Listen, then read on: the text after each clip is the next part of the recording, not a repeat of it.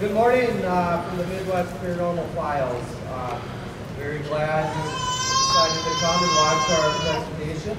We welcome you to the second annual Paracon, and MPF is thrilled for the opportunity to kick off such a wonderful event. We thank Shooting Star Casino for the second chance to present our evidence from one of our investigations. This year, MPF will present their evidence from two different investigations of the Kirkbride building in Fergus Falls, Minnesota, or otherwise known as the Regional Treatment Center. I personally believe that Kirkbride is one of the jewels of paranormal investigations in the region, and you'll find out in the next hour it surely didn't disappoint the MPF investigators. Our two investigations took place June 23rd and July 28th of this year. We gathered and analyzed well over 20 hours of video, digital photography, audio, personal experiences during our time within the massive Kirkbride building. We are excited to share what MPF captured during those 2 long evenings and morning hours. Presenting the evidence today will be MPF investigators Brian Halstensgaard and Jeremy Bierman. But first, the Kirkbride has produced a treasure trove of history. And here to present that aspect is MPF investigator Christy Sled. Hi, thanks for hanging in there. You're probably like us wondering how this amazing building came to be. Well, in the early 1800s, there was no formal structure for treating the mentally ill. Those who were decided to be insane were simply left to their families or communities to deal with. Some were homeless and left to wander the streets or placed in jails or poorhouses. In those days, mental illness was considered a sign of demonic possession or moral laxity. The mentally ill who had no one to care for them lived a hard life, left to face imprisonment, ridicule, starvation, and abuse. Activists transformed the ideas held about caring for the insane. They advocated for the creation of state-financed, state-operated mental hospitals that would prove to be more economical and more humane in allowing communities to simply lock them away. By the time Minnesota was declared a territory in 1849, state mental hospitals had become a well-established social service across the United States. In 1885, Minnesota already had 2 state-run hospitals. The first located in St. Peter, which was built in 1866, and the second in Rochester, established in 1877. Both locations, however, were facing severe overcrowding and deplorable living conditions. By 1879, there were nearly 730 patients in the 2 available state hospitals. The state, wanting to relieve the overcrowding, decided it was time for a 3rd state hospital to be built. In July of 1855, a legislative committee came to Fergus Falls to inspect possible locations and put the town in running for the institution. Along with Fergus Falls, Brainerd, Sauk Center, and Alexandria were also considered. Debate raged for the next year and a half, and with the final vote being 4-1 in favor of Fergus Falls. Fergus Falls was decided on due to a variety of factors. The rolling hills outside of town offered us scenic views, adequate drainage, and room for expansion. The growing city was anticipated to prosper, and was located along the Ottertail River and would supply plenty of the water needed for the complex. Infrastructure such as railroads and sewers were available, as well as rich and fertile farmland that was needed for the self-sustaining agriculture that was planned for the facility. It also had to be built correctly the first time. The state decided on building a facility in the Kirkbride style. The Fergus Falls Institution was the first to be built in Minnesota using a holistic approach, believing mental illness could possibly be treated. Previously, the purpose of a mental institution was to take care of the basic needs of a patient. Often clothing, shelter, and food were all that were provided. The Kirkbride style was so named for Dr. Thomas Story Kirkbride, who was superintendent at the prestigious Pennsylvania Hospital for the Insane in Philadelphia. He wrote a book on architectural principles and theories on asylum construction. His book remained the standard in the industry for over 30 years. The Kirkbride style called for carefully conceived linear plan buildings, with carefully controlled environments with fresh air, ample light, pleasant surroundings, and an unvarying routine that were combined to impose order on disorderly minds, making the building an integral part of the treatment. Between 1851 and 1880, there were at least 30 mental hospitals built using this plan in the United States. Fergus Falls remains one of the few complete and intact examples still standing today. The building was designed by Warren B. Dunnell, an architect from Minneapolis. The building is built from brick manufactured in Elizabeth, Minnesota. The walls are 15 to 20 inches thick, and the building is constructed from nearly fireproof materials and built on a 2-foot thick limestone foundation. Work began on the building in 1888 and had taken 12 years to complete. When completed, the building stretched nearly a third of a mile from end to end and took $1 million to build. By today's rate, that would be the equivalent of over $24 million. Fergus Falls State Hospital farmed almost all of their own food. They also raised livestock, such as cows, pigs, sheep, and goats.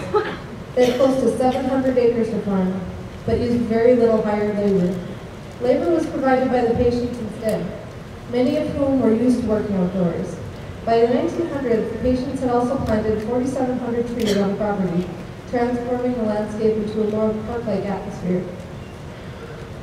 When the hospital was in operation in the late 1890s and early 1900s, there was no clear-cut definition as to what diagnosed someone as being insane.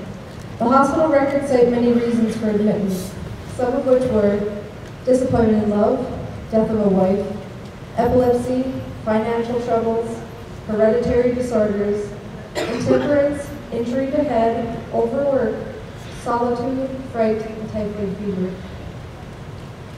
The institution introduced a nursing program in 1894. In 1895, male nurses earned from $18 to $30 per month. Female nurses earned $16 to $24. All employees were fed by the hospital and single employees were housed on the property. Nurses, doctors, and other employees lived on the main floor of the hospital until 1908, when the nurses' cottage was built on the north side of the property, along with other employee housing. The nurses program continued into the 40s, and you can still hear stories today from people who had grandparents who met while working at the hospital. An important part of the Kirkbride philosophy was a wholesome and nutritious diet. The kitchen area has undergone many transformations over the years. When it was running at full capacity, it was able to serve 3 meals a day to approximately 3,000 people. The dining room was designated to seat 600. To give you an idea of the amount of food a facility of this size would require, bread was baked 5 days a week, turning out 650 loaves of wheat bread, 465 loaves of white bread, 50 loaves of rye, and each Wednesday 500 pies were produced. An average day meant patients were roused before dawn and went to a dining room on each ward. The kitchen supplied these dining rooms with coffee, some kind of cereal, some kind of mush, if you look in historical references, hash, and sausage. At 11:30 for lunch, patients had meat, potatoes, 2 different kinds of vegetables, bread, and pie or pudding. Later, a late supper completed the day. The facility truly was a community within a community. The building had a church with services every Sunday. The administration provided for the patients different Protestant, Catholic, and Jewish chaplains. The main building also housed a beauty parlor, bank, post office, and pharmacy. The hospital also ran its own newspaper, called the Weekly Pulse. Many other names for the paper were suggested. Some wanted to call it the Hospital Review, Fergus News, but some had more colorful ideas, such as Backward Jackass, an Awkward Squad, and the Weekly Buggy. Patients of Fergus Falls fared considerably well compared to those other facilities. That was until the economic downturn hit the U.S. with the Great Depression and World War II. The economy was suffering, and so were the American people. The hospital faced staffing shortages, and the population of the hospital was growing faster than ever. By the spring of 1937, the population had doubled from its original design and occupancy for 1,000 patients to 2,037. Beds were forced into the attic spaces on the 4th floor and into the hallways. Many of the people who were committed in Fergus Falls spent the remainder of their lives there. Mental illness wasn't accepted by society as being curable. Many patients were able to work at the facility, in the kitchen, doing laundry, or helping on the farm, but for many, life of unrelieved boredom faced them. Over time, the staff and volunteers from the community established activities such as sewing circles and occupational therapy programs. Here, patients were taught a variety of crafts, from rug making, basketry, and weaving for women to woodworking and carpentry for men. A library was also established and was open 3 times a week for the patients. In 1920 and 1922, under the direction of Dr. Patterson, new X-ray equipment was installed in the operating room during this period, and performed over 150 major and minor operations. The hospital saw a change in its treatments through its lifespan. In the beginning, hot milk, a nutritious diet, rest, and pleasant surroundings were all that were needed, but over time, physical restraints, including straitjackets, mitts, and cuffs were used instead. Treatments of insulin shock therapy, hydrotherapy, electroshock therapy, and in the most extreme, lobotomies were becoming the norm in the early years. Insulin shock therapies produced comas in patients. Insulin was injected in large doses over several weeks to maintain coma-like state. Lobotomies were a surgical technique that involved making an incision in the brain's frontal lobe. They did this by either cutting a section of the skull away or by inserting a surgical device through the eye socket or sinus cavity. Essentially, what this did was take away any personality, creativity, and reasoning or understanding ability of the patient. There were two types of lobotomies: the prefrontal lobotomy, which requires anesthesia, and the transorbital lobotomy, where a patient was often knocked out by electroshock and an ice pick-like device was sent through the eye socket to sever the frontal lobe of the brain. Often, this procedure failed, resulting in a vegetative state or simply killing those undergoing the procedure.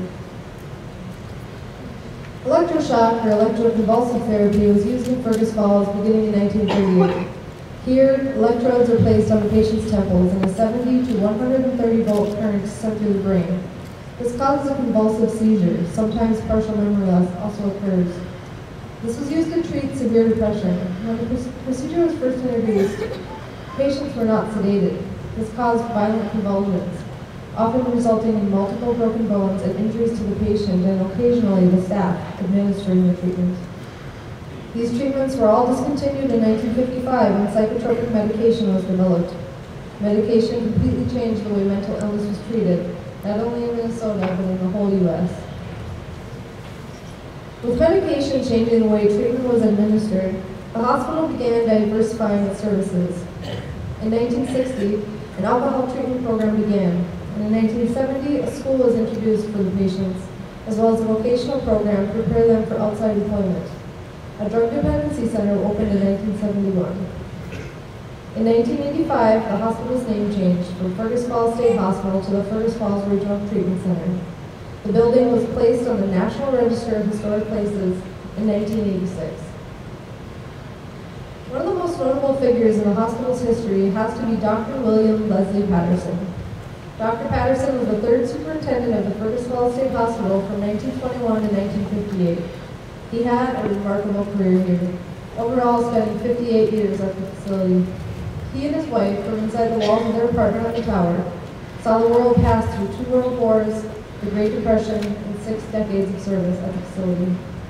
One of the most memorable characteristics that is rumored of Dr. Patterson was he always had a dog named Bruno. When Bruno 1 passed away, he got another, named Bruno. When Bruno 2 passed away, you guessed it, Bruno 3. Whether he liked the name or it was easier for the patients to remember, we'll never know. When the building closed its doors for good in 2006, it had seen over 40,000 psychiatric patients treated, and over 10,000 people completed its chemical dependency programs. Thousands remain on the property today, forever laid to rest in a hospital cemetery. A single white cross marks the area, with only a couple dozen headstones to remind us the names of those who have passed. We were very humbled being in this building, with its 118-year history, and its over 500,000 square feet. We had just 2 nights to investigate the hospital, but hardly scratched the surface of the property. And here is just some of what we found. Hello, I'm Brian Paulsonsgaard. I'll be going over some of our evidence this morning.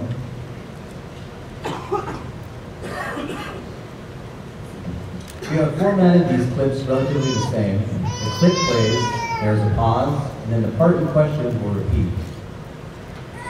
Now for our first piece of evidence. Our biggest rule while investigating is to not make any unnecessary noises, such as whispers, whistling, or tapping. This one is from our first investigation. We were up wandering around on the 4th floor.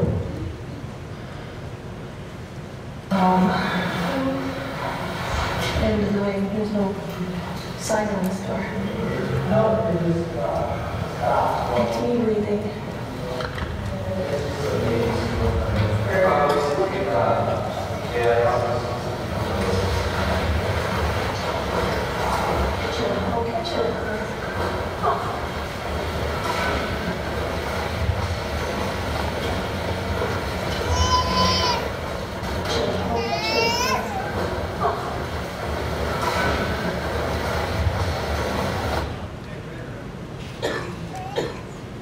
The next one here, Brian Wehrman, his wife Chrissy, and Kelsey were walking in the basement. They just walked by the cellar pantry under the kitchen, headed to the stairway going to the kitchen. We couldn't agree on what it says, so let's see what you think.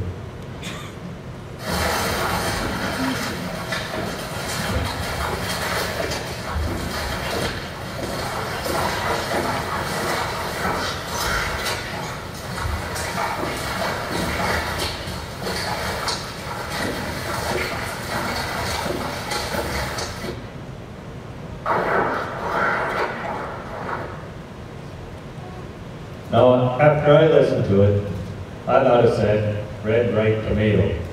They're walking by the cellar pantry under the kitchen. Let's listen to it again and see if you guys can hear red ripe tomato.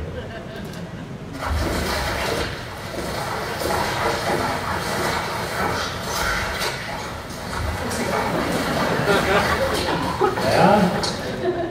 They didn't find it. They didn't think it was good. Couldn't agree. So the next one is during the second investigation. We split up in groups for most of the night, but here everyone got back together again to go to the tower. We arrived at what was Doc Patterson's apartment. You'll hear Brian Wehrman ask him to say hi. It happens quick, so. Dr. Patterson here. Just say hi to us. I don't know which would be the best room heading up there. But I think this might be the assistant's floor. Say hi to us.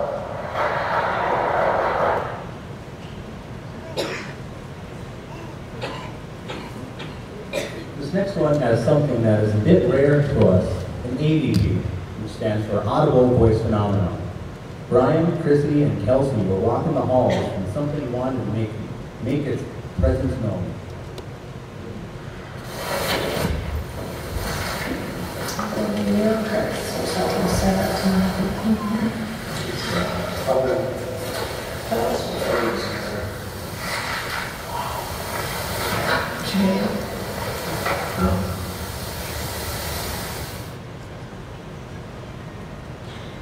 The interesting thing about that clip is it sounds familiar to us. We experienced something similar to that during 2 investigations at the Palmer House in Sauk Center, Minnesota.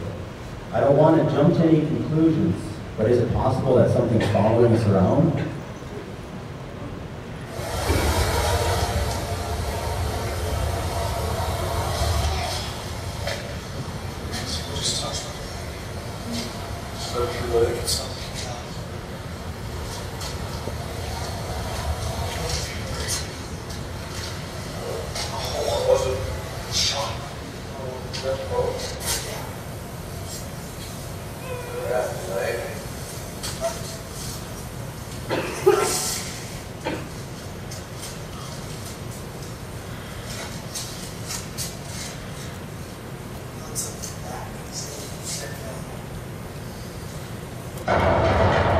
Make that noise again.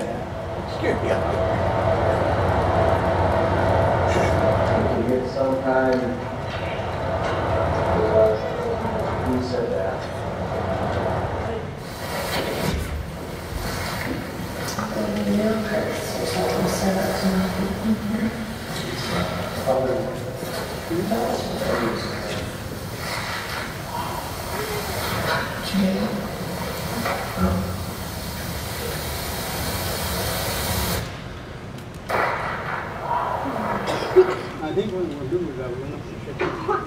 It's always nice to get an answer to a question, or at least an acknowledgement. Here we are investigating the basement. Brian Wehrman asked if anyone was here. And, well, here's the Here. This time we want to That clip was from our first investigation. You know the high pitch? This next clip is from our second investigation. We were investigating the basement again. When we went over the audio, we found another high-pitched voice, this time with a more somber tone, more than an acknowledgement, but a request. There's some stuff.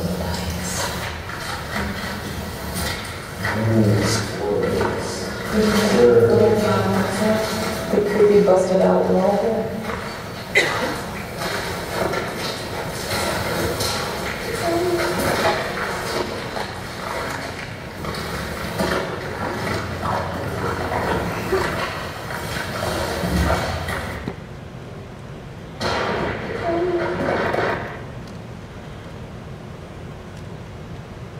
The next three EVPs you'll hear are from the same room. It's a large day room designed to handle the extra patients. Due to the size of the room, it will cause an echo. During the history lesson, we learned that the hospital was overcrowded in the 30s. Could this be someone from that period? In the first clip, you'll see Jordan, Emily, and I were sitting in the room at 4:30 in the morning. It was the last session we did. The camera is a good 15 feet away, and the battery in the IR light was dying. It was really quiet, and we were starting to nod off until we asked for a response and got one.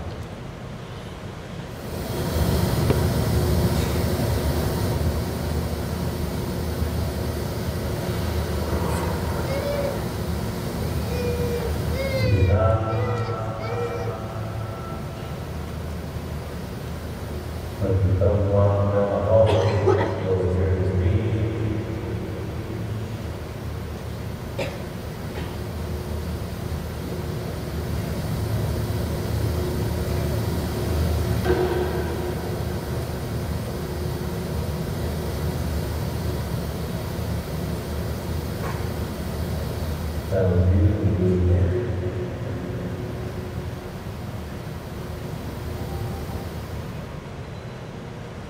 Well, that was from the second investigation. From the first one, we were all together in that same room. It's the last session we did again that night, this time only at 3 o'clock in the morning. So we had the video camera pointed at the K2 meter sitting on the floor.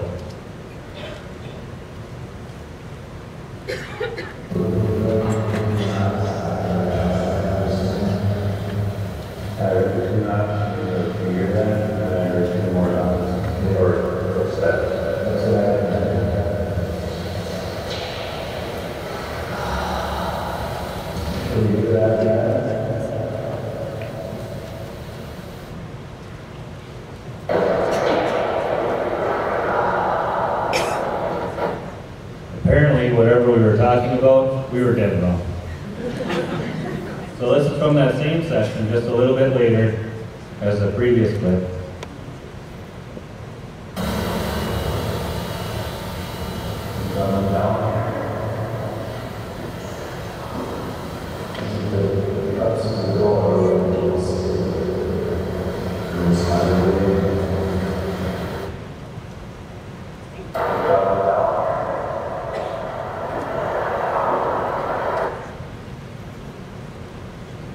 This piece is from our first go-round. This is from the gymnasium. We were sitting at the chapel overlooking the gym. In the tunnels, we had used glow sticks as a temporary mapping tool, kind of like glowing breadcrumbs. We figured the glow sticks would be loaded safe compared to the breadcrumbs. And here in the gymnasium, we use them the same way we have used our laser grid. If anything blocks out the light, something could be going on. Unfortunately, we didn't see any shadows, but we did capture a voice. The neat thing about this one is that we captured it on 5 different devices.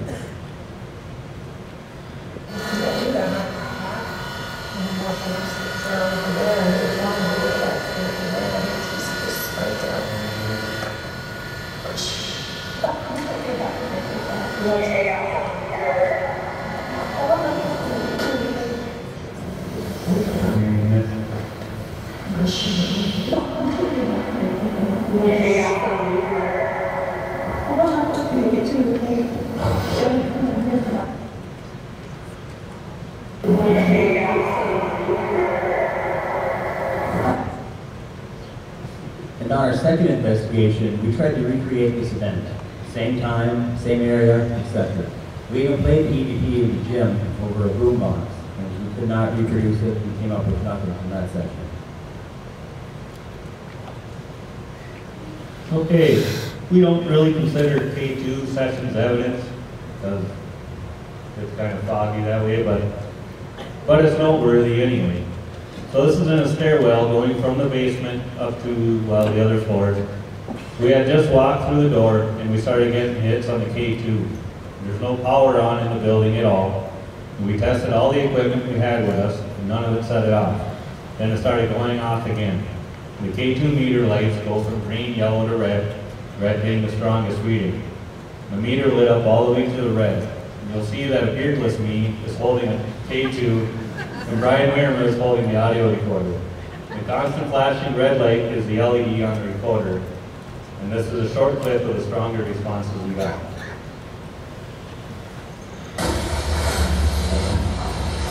If you make it blink, we know where you're at. Can you make it blink one more time? Here we go. Good. Okay. You're standing right in front of me then? Okay. Can you talk to us? What? Can you talk into this red light? There we go. There we go. That's what she said. Is it a worker? Someone who it is, okay? Okay. Are you a nurse? A doctor? Maintenance worker? Or a janitor?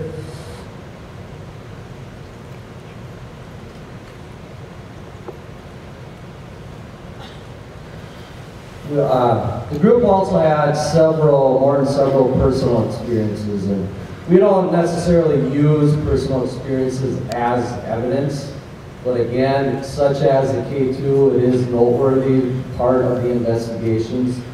The one that I have my personal experience, it was unique in that several tools came into play during my personal experience. And it happened down in the basement with Kelsey and Chrissy Weirma, and we were just walking along and decided there was one of those old reel recorders that you put a reel on. We thought it was pretty cool. It was in room 317.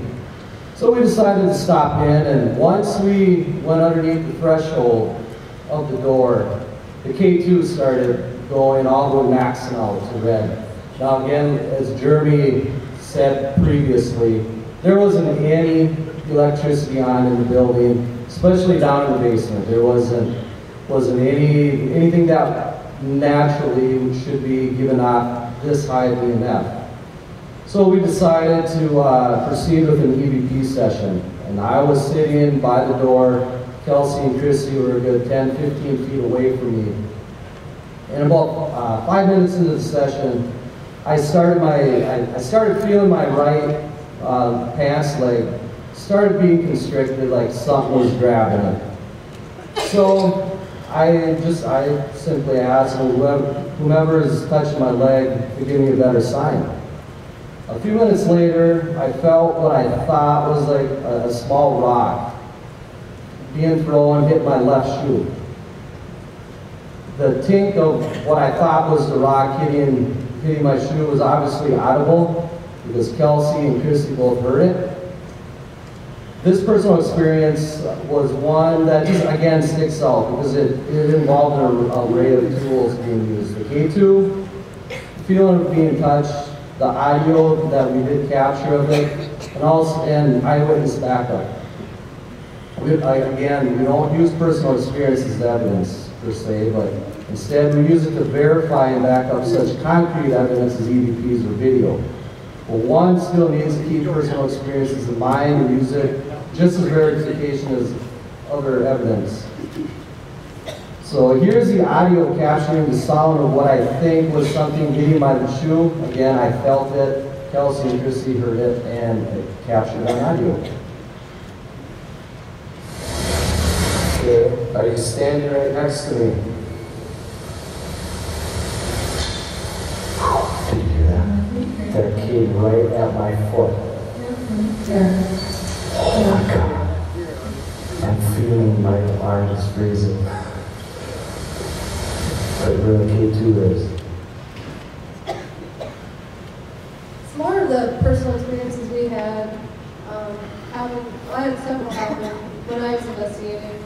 On our second trip, we decided to do a K2 session in the main tower building in the center of the property. We went up to the second floor to Dr. Patterson's apartment, and we had set up our cameras and our audio recorders, and we had just started.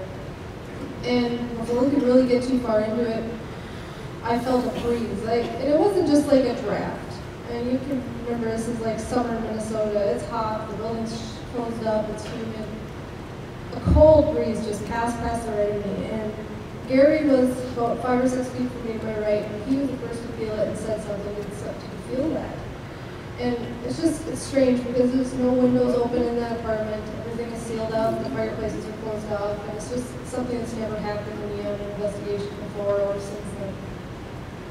Secondhand, I guess we were about ready to leave on our second investigation. We were on the third floor. It was Gary, Brian, Austin's guard, and I. We were kind of wandering about. We weren't really saying anything. And all of a sudden we heard what sounded like furniture moving on the floor above us. There's no furniture in the building. And we went to the fourth floor and we found nothing. We found no evidence of anything removed or anything that would have been able to be removed. We went over our video and over our audio to see if you could hear anything of the sort.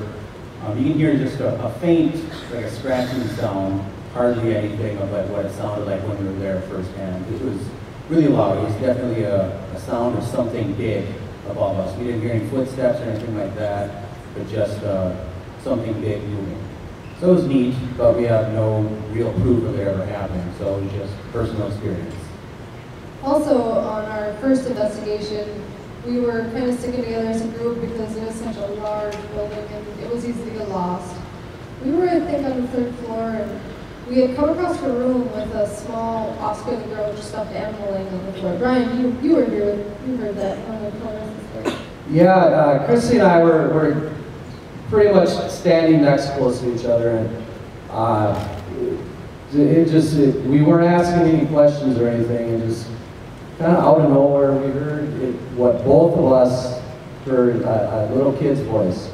It was inaudible what it was actually saying, and I asked immediately, "Did you hear that?" And Christy right away said, "I heard that." And the weird thing was that when we were going over the video and watching what was going on in the room at the time, we had just found this little stuffed animal. It was probably about that big. And I looked over to Jeremy and we were commenting about it, and we found Jeremy had just nudged it with his foot. And as he nudged it with his foot, that's when we heard the child's voice. So apparently he didn't want us messing with his doll. And on our second investigation, we didn't find it again. So we didn't catch it. We caught it on audio, but it was so weak, so quiet. We might post it on our website so that you can see what it made of it. You guys have anything else you want to do?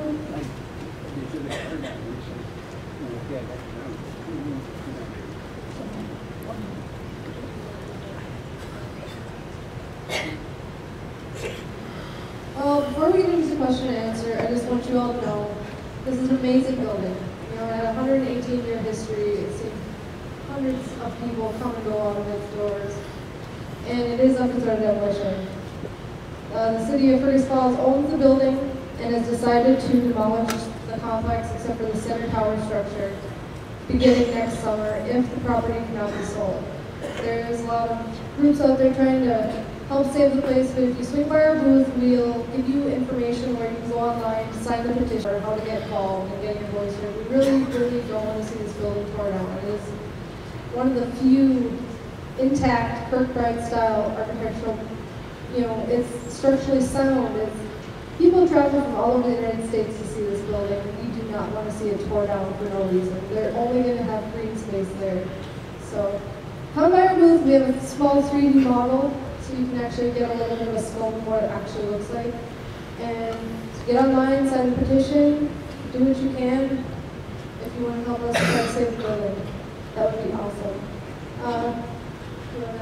Yeah, I'll just put in consideration how massive this building was. We had 7, 8, 9 investigators for each investigation. We split up into groups. We put over 20 hours of time of walking consistently all night, all morning, and I bet we did not cover maybe just over half, maybe. Yeah, we just barely scratched the surface of what's actually in that building. It became some suburban adventure because it's just a magnificent building inside, and it's in very good condition yet. I was very impressed with the condition of this building. It just would be a shame to see it be torn down. So let's do some Q&A. Anybody got some questions? Go ahead. I understand that you're giving tours of the facility. Have you heard about anybody having experiences? We know they give tours Friday afternoons. There is quite a waiting list right now to get all those tours. We've heard things, back and forth from people. More of what we hear is from people who are on the property a lot, like city workers, people who've worked there before. The tour is a 2-hour tour. But, you're walking and talking the entire time, and it's so echoey in there that I think if something were to happen, it's kind of hard to catch it. I don't remember what was going on. I have a question. Have any of you guys ever seen an actual ghost apparition? And if so, what do you believe it's made of? Do you think it's another dimension realm that ghost sites are? Or do you think it's like a electromagnetic force? And what? Have you ever seen ghosts? And what do you think it is? Yes, I'd like to say that I have seen a ghost. It was our first Palmer House investigation, and we were just settling in for the night, so of course all of our equipment was packed up in our cases. And I was sitting on the bed untying my shoes, and I happened to glance over to the door. And there's about a good inch gap between the door and the floor. And I just happened to notice 2 legs go running by. And mind you, this place is a little bit old, and the floors like to creak and make plenty of noise when you're walking, let alone if something was running. So shortly after I seen the legs go this way, we were at the end of the hall, the last room on the hall. So whatever it was stopped and turned around and went back. So I seen the set of legs twice. But we didn't get it captured on any sort of video, so it's personal experience. But as far as what they're made up of, we really don't have an answer for that yet.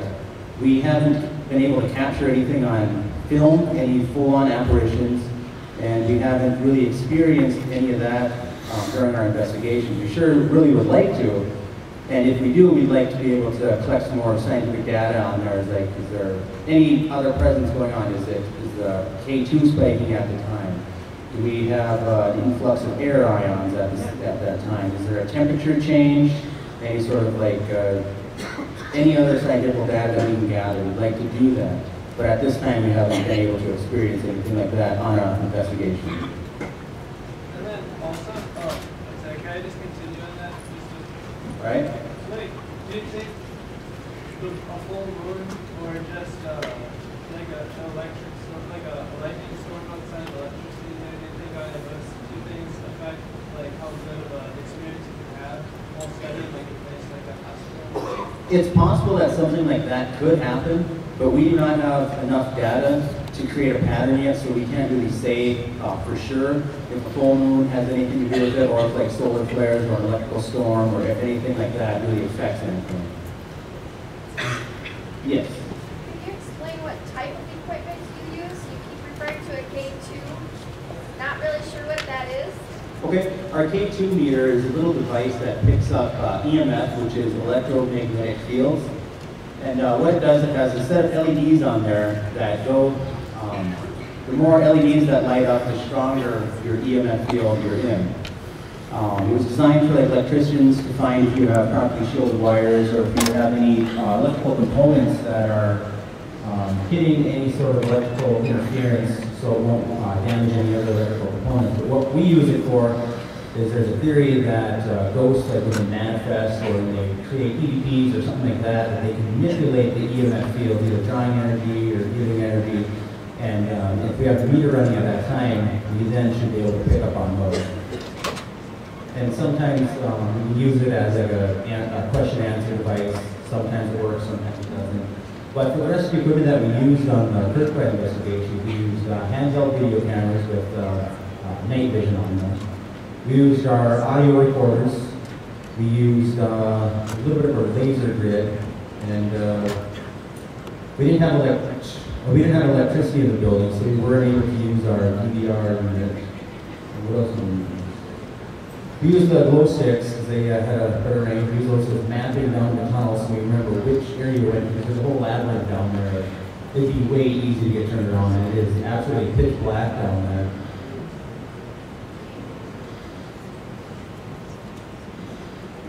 Yes,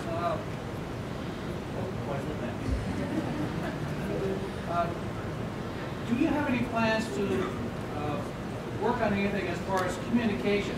Now, you talk about the devices that detect EMF. Now, I would think that you could have maybe, you take with you a board and have 2 of the meters here and have yes and no. Ask a question, and if there is a paranormal activity or an entity down there, that they could touch one of these yes or no, and you could answer a question. And if that were possible, could you also expand that idea into a larger one that would be like the keyboard, where they could type out your responses to your questions? It's just thought. Yeah, we're definitely into trying new experiences, and there's a device similar to that out there. We don't have one per se, but one experiment that we did use at the Kirkbride here is I took a microphone such as this and I cut out the diaphragm, going on to the theory that EVPs can be based on EMF rather than just audio. So that way, if there was a strong enough EMF field, it would the coil in the microphone would still move, and I had that plugged into my voice recorder, so it was only through the microphone, but unfortunately we were unable to catch anything with that experiment. We also tried to recreate the Get Me Out of Here EP for the second time. We threw that on the iPod and put it onto a set of speakers, a boombox, if you will, and played that out there, going on that theory that if EMFs are through EMF, that maybe they can hear us better if we talk electrically through the speakers, that is. And we also made some pre-recorded questions on there that we played as well. But unfortunately, none of that produced any evidence for us. We're also hoping, I think, to maybe if whoever was there maybe heard its voice, maybe that would create some sort of reaction. But we really didn't get much play with that. I mean, there was a few K2 hits when we played the EP, but other than that, I mean, it doesn't always react, it's not an on and off switch, you don't automatically always get a yes or no answer. I wish it worked that way, but sometimes we have asked, are you a man? Nothing, nothing. Are you a man? Nothing, nothing. Are you a woman? And then hit, and then we'll go back, are you a man? You want to make sure that you're not, just getting something out of midair and making sure we're starting with it. So. Yeah, another thing that we have used real-time EVP sessions. So you do your EVP session, you go listen to your recorder right after. So if you do solicit a response, maybe you can ask the next question or answer whatever came on the audio right there. And that's called real-time EVP session. Another thing along that line is I have a set of like hunting game ears that digitally enhance the audio, going on the theory that it's easier to catch an EVP with a voice recorder than actually hearing with your own ear. So therefore, when we put the game ears in my ear, amplifies the sound, and it creates it digitally, thinking that I'd be able to hear the EVP in real time. But when I do wear them, they're not that comfortable, so I don't wear them all the time. But so far, it's not. Yes, you. Have you ever come across any, demonic entities? Not yet.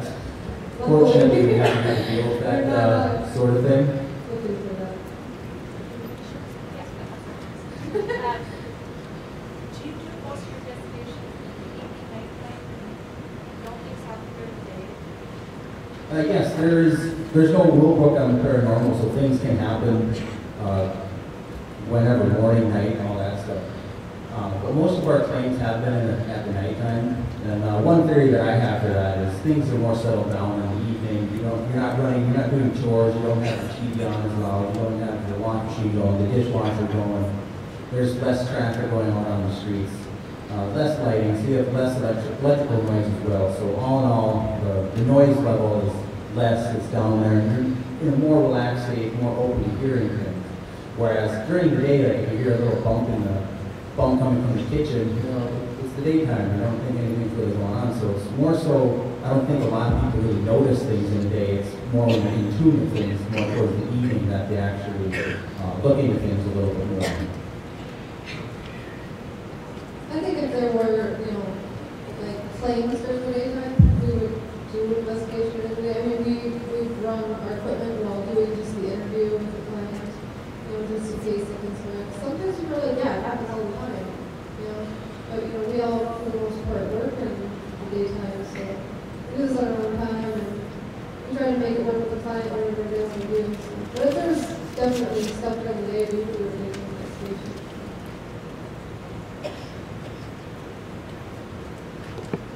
Great background. Through your investigations, do you ever think that you can bring anything home with you? There's a lot of anything home with us. You guys back there. As a matter of fact, yes. We were on one investigation, and a couple days, if not a week later, I was laying in bed, and in fact, she had gotten up and opened the pocket door, which it's kind of an older house, so it makes a really nice sound if you know when the door is being moved. I'm like, oh, she's just waking up, and I roll over, and I'm like, oh crap, she's not waking up, she's in bed. So. At the same time, I'm laying in bed going, nobody's at the door, what's moving our door? You know, a few other things here and there started popping up, and I just basically said out loud, you know, whatever's here, we can't help you. I told them the line of communication with you, and you need to go back to where you came from. And all activity after that stopped. And that's when we learned that we really do need to look into protecting ourselves on our investigations and looking out for ourselves is number one, because stuff like that does happen.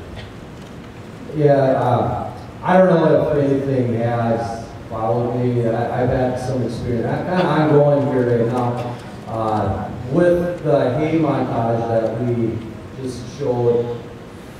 I was present for all four.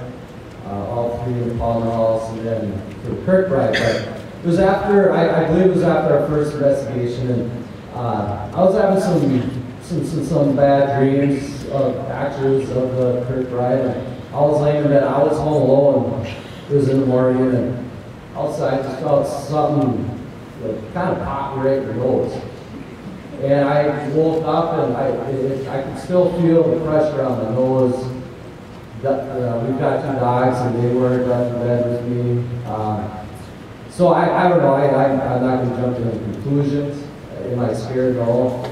It's good that my wife and kid isn't here to hear this, because I am a little cold them. But it makes you think, and just like Brian said, you really do have to start protecting yourself when things like that do start happening at home. Okay, we've got time for another one or two.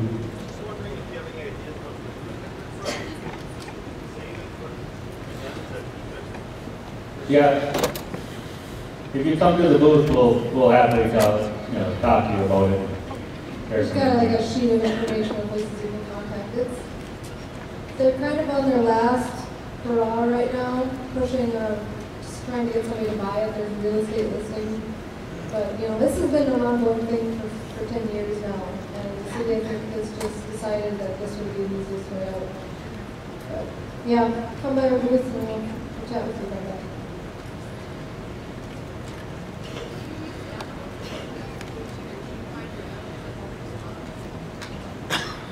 Yeah, actually, as you saw in the video at the Palmer House, we used my dog DJ down in the basement. You know, going by the reason that dogs have more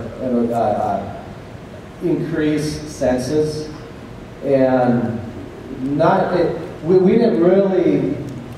He turned his head a few times down in the basement.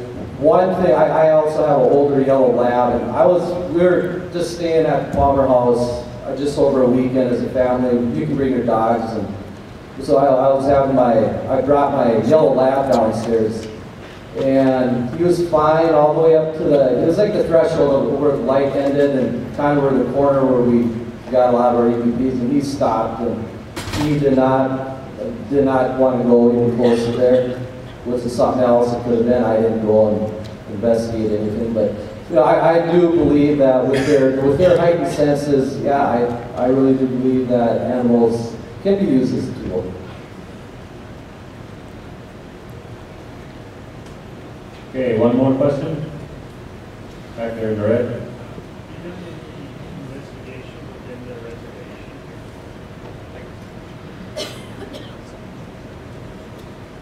Oh, have we done any investigations on the reservation? Yeah, last year we did a presentation here on the Pine Point Community Center. We've done one at a church on the reservation. I think that was, I don't think we've done any private residences on there or nothing. We're definitely open for more. I mean, that's what we're always looking for, investigations. So. But our time is closing out, and I want to do one more thing. Like I mentioned, last year we did a presentation here on Pine Point Community Center. We've investigated that location twice now, and it's always produced really good results. And for a number of years, the powwow committee has put on a hunt in the building, and for a fundraiser. So last year we thought it'd be fun to help out and be the exit tour. And that went over really good. I guess everybody enjoyed it. They asked us to do it again this year. So we're going to be going back and taking it a little more serious. We built some more props and having a little bit more fun with it and making it a little bit bigger. So it's the best move for the buck. So it's well worth the drive. We'll be at our booth. Thank you guys for coming. And anything closing? No? Thank you for coming.